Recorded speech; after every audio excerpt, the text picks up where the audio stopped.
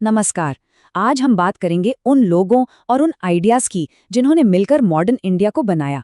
वो कौन से पिलर्स हैं, कौन से स्तंभ हैं जिन पर हमारा देश आज खड़ा है। चलिए समझते हैं। एक देश बनाने के लिए क्या लगता है? ये सवाल सुनने में जितना आसान है उतना ही गहरा भी। देखिए, कोई भी देश सिर्फ जमीन का एक टुकड़ा तो होता नहीं है। ये तो आइडियाज, कुर्बानियों और एक कॉमन विजन, मतलब एक साझा सपने से बनता है। तो सवाल ये है कि ये सब एक साथ आया कैसे? तो आज की हमारी पड़ताल में हम 5 खास पिलर्स को देखेंगे।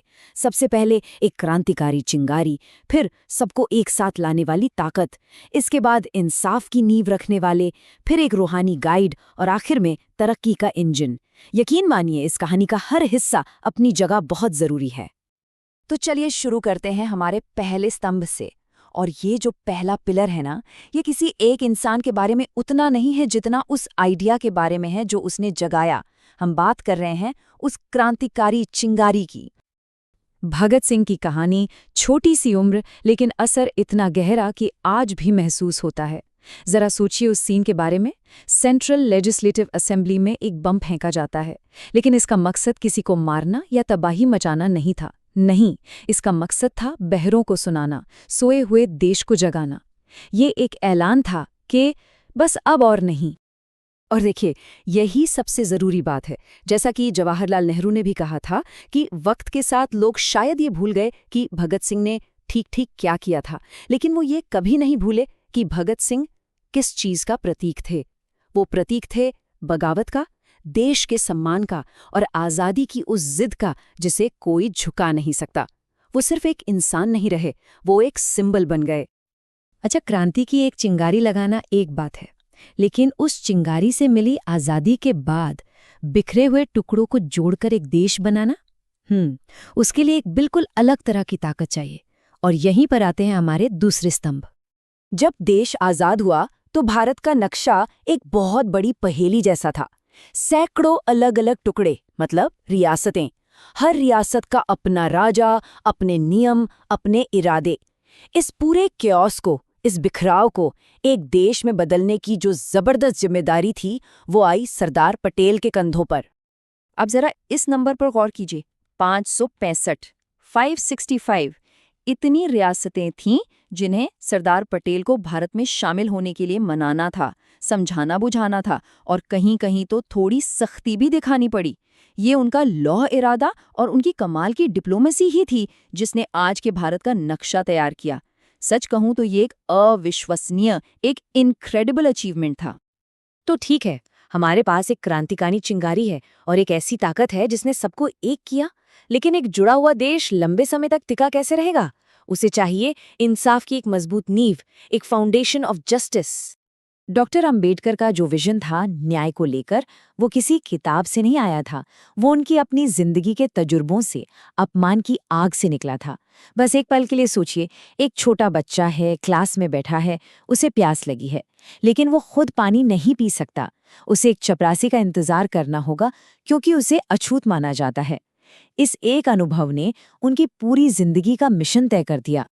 देखिए, अंबेडकर के लिए सोशल जस्टिस का मतलब सिर्फ ये नहीं था कि भेदभाव खत्म हो जाए। नहीं, उनका मकसद तो समाज को पूरी तरह से बदलना था। एक ऐसा समाज बनाना जहां किसी इंसान की कीमत उसकी जाति या जन्म से नहीं, बल्कि उसकी काबिलियत से हो, जहां हर किसी को बराबरी का मौका मिले। और उन्होंने अपने इस विजन को हकीकत में कैसे बदला? वो हमारे संविधान के ड्राफ्टिंग कमेटी के चेयरमैन थे।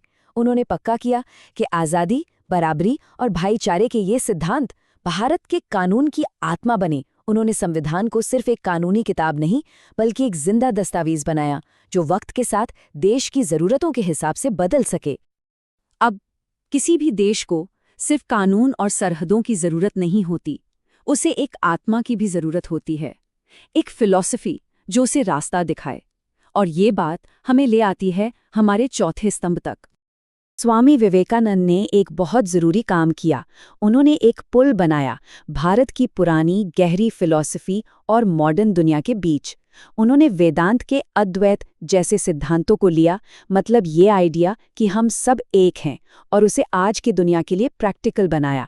उन्होंने सिखाया कि असली आध्यात्मिकता पहाड़ों में नहीं बल्कि लोगों की सेवा करने में है, और ये कि साइंस और स्पिरिचुअलिटी मतलब ज्ञान और अध्यात्म एक साथ चल सकते हैं।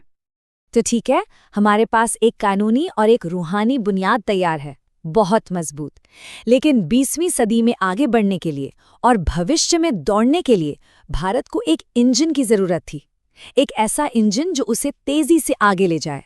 और ये है हमारा आखिरी लेकिन बहुत ही जरूरी पिलर, साइंस और टेक्नोलॉजी। और यहाँ हम मिलते हैं भारत के भविष्य के आर्किटेक्ट से। सबसे पहले होमी जे भाभा, भारतीय न्यूक्लियर प्रोग्राम के जनक। उन्होंने समझा कि एटॉमिक एनर्जी का मतलब सिर्फ बिजली पैदा करना नहीं है, इसका मतलब है आत्मनिर्भरता, स्ट्रेटेजिक आज़ादी। ये भारत को दुनिया के नक्शे पर एक ताकतवर देश के तौर पर स्थापित करने का एक तरीका था। फिर आते हैं विक्रम साराभाई, एक ऐसा इंसान जिनकी नज़रें हमेशा आसमान और सितारों पर टिकी रहती थीं।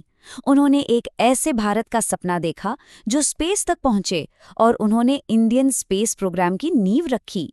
लेकिन उनके लिए ये सिर्फ रॉकेट लॉन्च करना नहीं था, ये सैटेलाइट्स के जरिए दूर दराज के गांवों तक शिक्षा पहुंचाना था, देश को जोड़ना था और राष्ट्रीय गौरव को बढ़ाना था। और फिर जाहिर है डॉक्टर एपीजे अब्दुल कलाम, जिन्हें हम सब मिसाइल मैन ऑफ इंडिया के नाम से जानते हैं। उन्होंने साइंस की तरक्की को देश की सुरक्षा से सीधे सीधे जोड़ दिया। उनके काम ने न सिर्फ भारत की सीमाओं को महफूज किया, बल्कि दुनिया को ये भी दिखा दिया कि भारत एक ऐसा देश है जो अपनी रक्षा खुद कर सकता है, एक ऐसा देश जिसे कोई हल्के में नहीं ले सकता। तो जब हम इन सब को एक साथ जोड़कर देखते हैं तो एक देश के बनने की पूरी तस्वीर साफ हो जाती है। बदलाव के लिए एक चिंगारी चाहिए, फिर उस बदलाव को संभालने और सबको एक करने के लिए एक लीडर, फिर उस देश को चलाने के लिए इंसाफ की नींव, एक नैतिक दिशा देने वाली फिलॉसफी, और आखिर में भविष्य की ओर ले जाने वाला एक इंजन। इनमें से एक भी पिलर कम होता तो बात नहीं बनती। और यहीं पर मैं आपको एक सवाल के साथ छोड़कर जाना चाहता हूँ। ये जो पिलर्स थे, ये 20वीं सदी के भारत के लिए थे। इन्होंने उस दौर की नींव रखी, लेकिन अब दुनिया बदल चुकी है।